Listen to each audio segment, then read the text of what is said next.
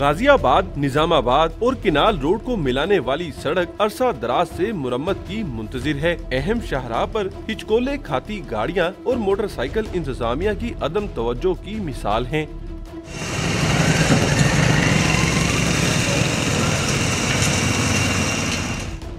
Sewerage के नाकिस इंतजाम के बायस इलाका मसाइलस्तान बन चुका है। शहरी मुतलका इदारों को कोसने लगे।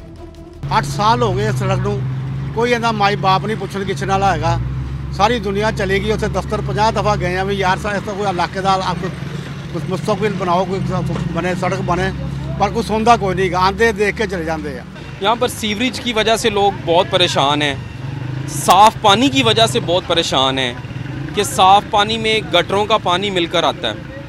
बहुत लोग अज़ियतनाक ज़िंदगी गुजार रहे हैं। इशू ये है कि कौन बनाएगा।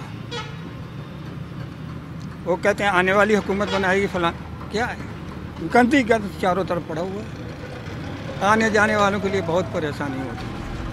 इलाका मकीनों ने हुकामे बाला से इल्तिजा की है कि इनके बुनियादी और दरीना मसाइल हल करवा कर इनकी मुश्किलात का अजाला करें। कैमरामैन जिशान हैदर के साथ नुमान लियाकत, डॉन न्यूज़, लाहौर। ताज़ा तरीन वीडियोस के लिए हमारा YouTube चैनल सब्सक्राइब करके बेल आइकन प्रेस करिए ताकि आपको मिले हर अपडेट सबसे पहले।